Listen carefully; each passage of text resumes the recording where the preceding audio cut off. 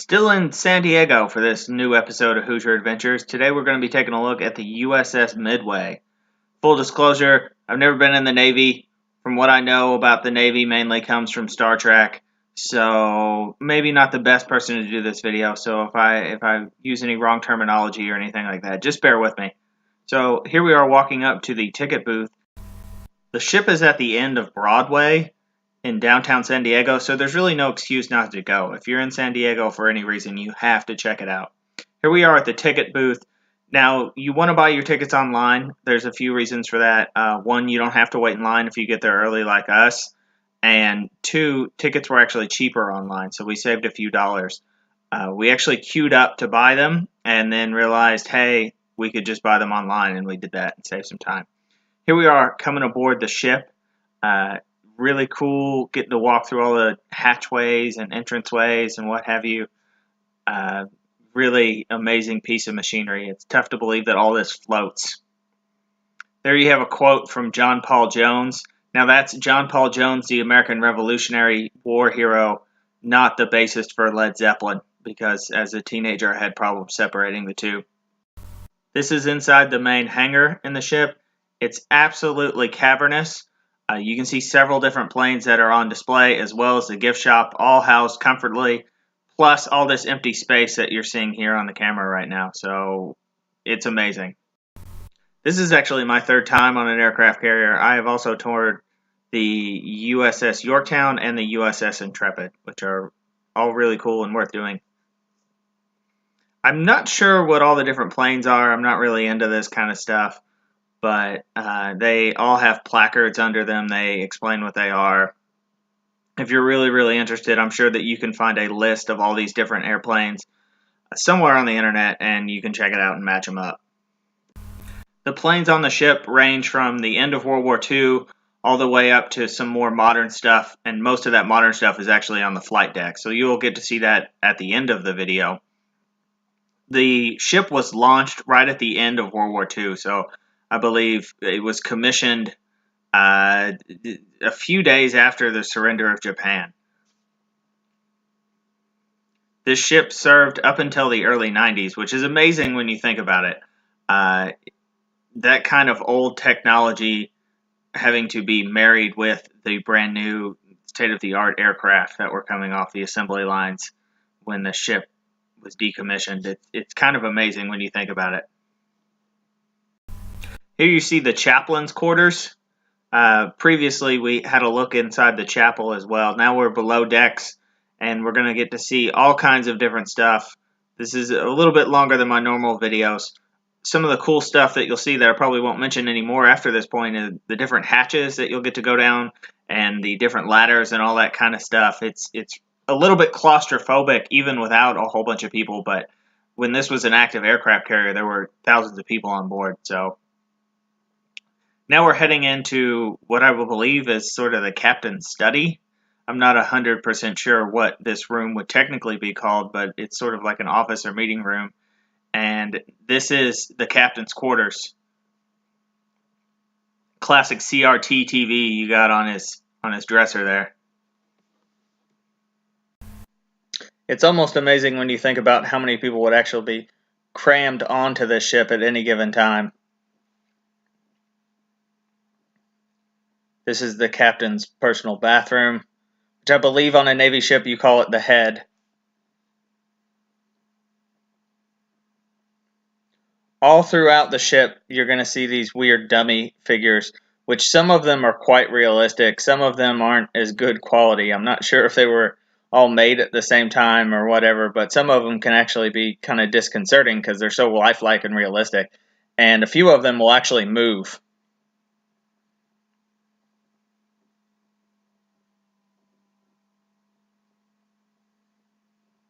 And this is the officer's mess.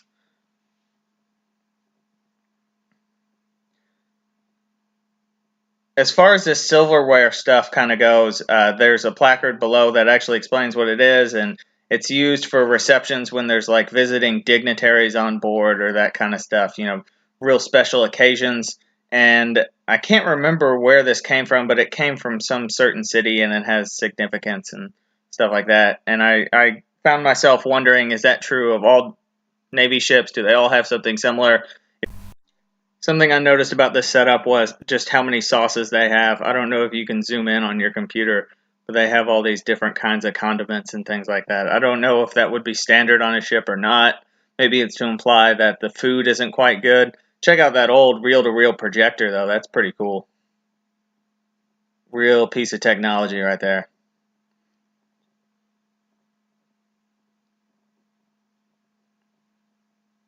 So I want you to imagine getting your hair cut on an aircraft carrier as it sways in the water, okay? And that doesn't sound like a lot of fun to me, and it sounds maybe a little bit dangerous. But as we go on here, we're going to go through some other basic real life scenarios that are even more dangerous and crazier than getting your hair cut. Here's the laundry room. You have these absolutely massive washers and dryers. And over here they have a dryer working that you can actually see inside of. For 4,000 people, there was probably a whole bunch of laundry.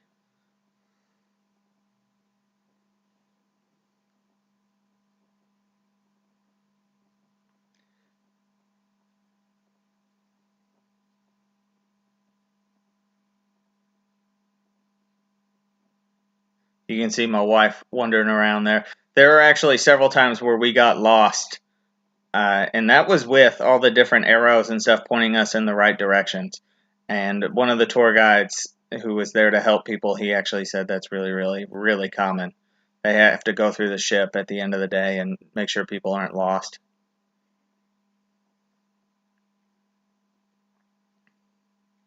I would think that the first week that you're on board this ship, you just have to get your bearings and figure out which way to go and where's the bow, where's the stern, and all that kind of stuff. And it probably takes a long time to figure that.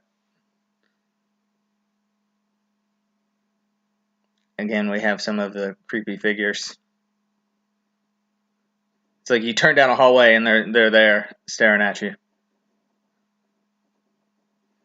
This was an interesting section. It's the different Navy uniforms throughout history. So, of course, this one here is split between Union and Confederate soldiers. Or I should say sailors, right? But it was fairly interesting. I actually read several of the information cards for this.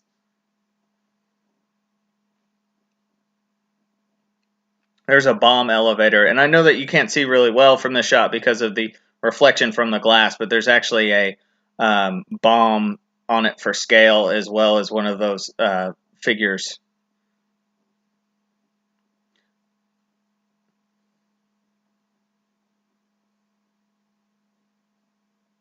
And we're down in sick bay.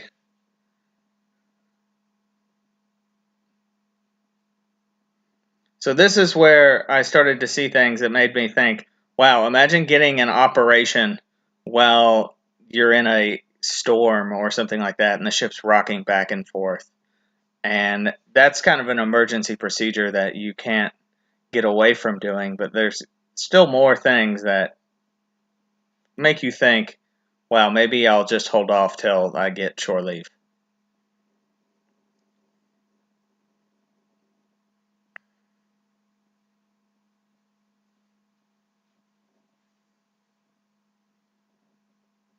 I had to try the water fountain. I don't know why.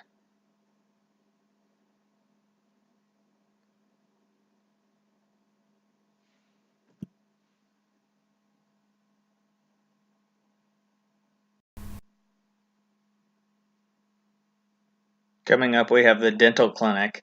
And this is the one where I really started to think, wow, you know what? Maybe I wouldn't want them to do that. Maybe I would just wait till I got shore leave or vacation or something.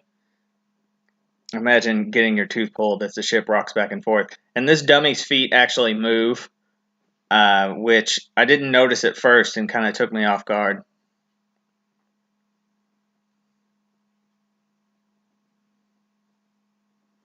Here we have a copy of Grey's Anatomy, which is my wife's favorite show. She didn't know that the show is kind of like a pun based off the the textbook, I guess.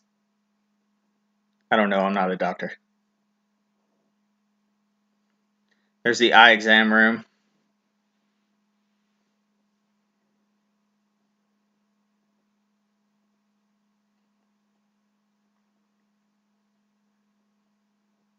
Yeah, I was carrying a backpack at the time, and some of these hatches and ladders and things like that, I almost couldn't get through with the backpack. And when I took a tour of the superstructure, I actually had to turn my backpack around and put it on my front, otherwise I wouldn't make it through.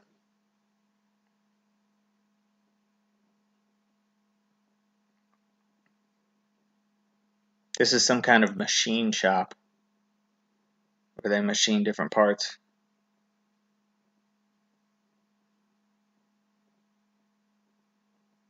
Again, I just can't fathom all the people walking around with such low ceilings and such little floor space and things like that. It's just amazing. All right, so I'm about to make my iceberg right ahead joke from Titanic. Get ready, and disappointment. Oh, I still think it's relevant. My wife obviously didn't think it's funny, but we've all seen Titanic. I know 1997 was over 20 years ago, but still, I think it's good. Now we're going to descend into the engine room, or one of the engine rooms, I should say.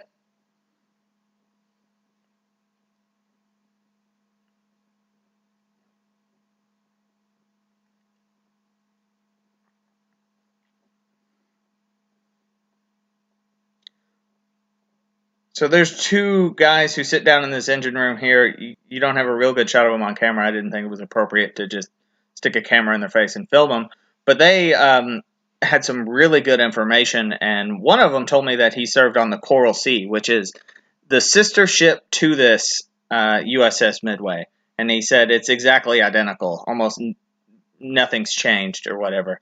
And he said that I believe there's 4 engine rooms on this ship, and we were in, I want to say, engine room number 3.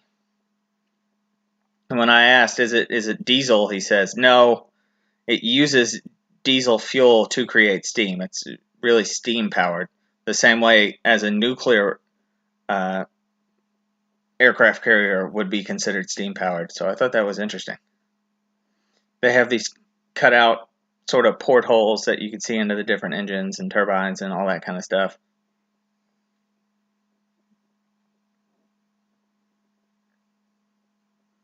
Again, everyone who worked on the ship too was very helpful, answering questions. They kind of want to talk to you. So, I learned a lot from that. Oh, we're down in the brig.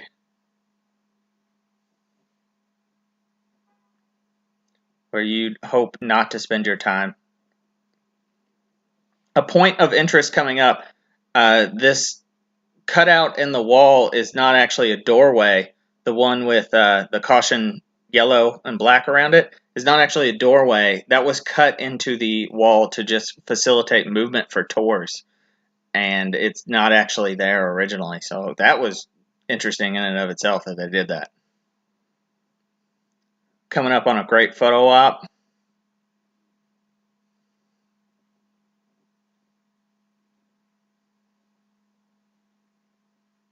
I'll save you the boredom here. I have to take several pictures because what I've come to find out is men don't take pictures very well.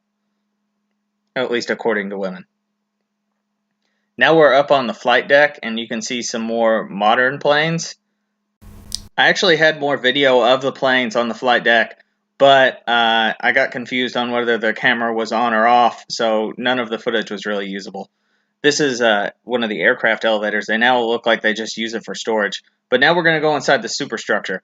I apologize in advance for the quick movement of these videos, but you have to go on a tour group. You can't go by yourself. So I didn't want to take all this video of these people I don't know and are never going to see again, because I didn't want to make anybody uncomfortable.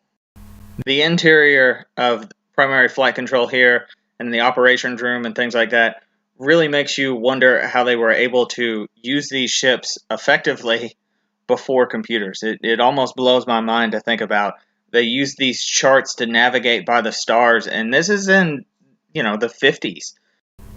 What you're seeing here is the Carl Vinson passing the Teddy Roosevelt while I stand on the USS Midway. So 3 aircraft carriers all in San Diego Bay.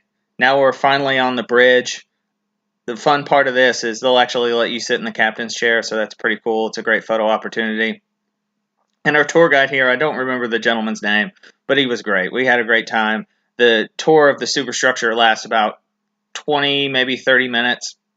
Some of the stuff that I didn't get here that was of note, again, I had to turn my backpack around and put it on my front because the hatchways and that kind of ladders and stuff is just so narrow that with a backpack on, I would have accidentally fallen and hurt myself. Now we're on the flight deck. We're walking to the front where they launch the planes. Now we're going to turn around and have a look at downtown San Diego.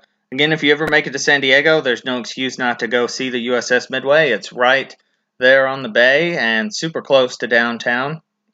Now we're going to walk to the bow of the ship where you'll be able to get a better look at the USS Carl Vinson and the USS Teddy Roosevelt, as well as can someone please tell me what these notches at the bow of the aircraft carrier were for and what they are called? I've noticed that they're only on older aircraft carrier. They're not actually on the new current aircraft carriers. Like, comment, subscribe. I hope you enjoyed this video, and always be on the lookout for new Hoosier Adventures videos. They come out every Friday at 4 p.m. Central Standard Time.